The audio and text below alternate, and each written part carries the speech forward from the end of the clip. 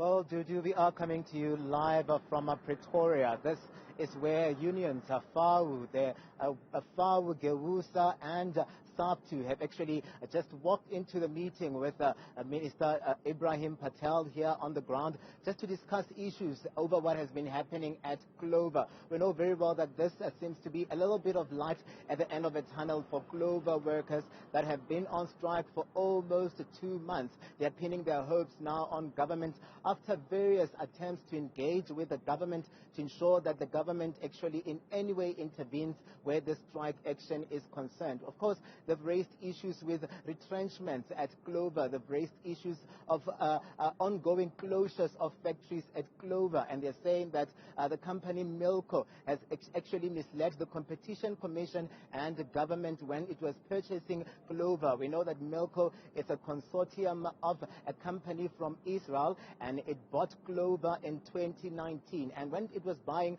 Clover in 2019, there was an agreement that at least 500 jobs would be created in the next 5 years. And the unions coming out to say there's been 2 years of Milko at the helm of Clover, and those 2 years have been nothing but frustration for workers. They've been staging pickets countrywide and calling for a boycott of Clover products until something is done to ensure that at least that impasse is bridged. So they're pinning their hopes now on Trade and Industries Minister Ebrahim Patel today. They told us a little bit earlier, Dudu, that there's a dossier that they presented to the minister late last month.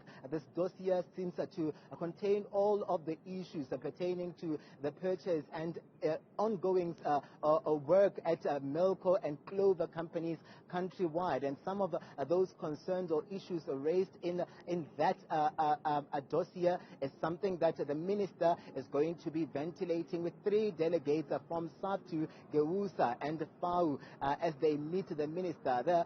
The unions coming out a little bit earlier to tell us, Dudu, that they are not in any way, accepting of what Milko has been, the stance of Milko where workers are concerned. If you can remember last week already, the workers had to approach the CCMA to ensure that they force Milko or Clover to give them their bonuses for 2021. This is something that the CCMA ruled in their favor, and they are hoping that government's intervention in this regard, it will help in ensuring that that impasse is bridged at Milko. So it remains to be seen what this meeting, it's called a high-level meeting because they've been meaning to meet with the minister, and it remains to be seen, of course, what would come out of that meeting here at the DTIC offices in Pretoria.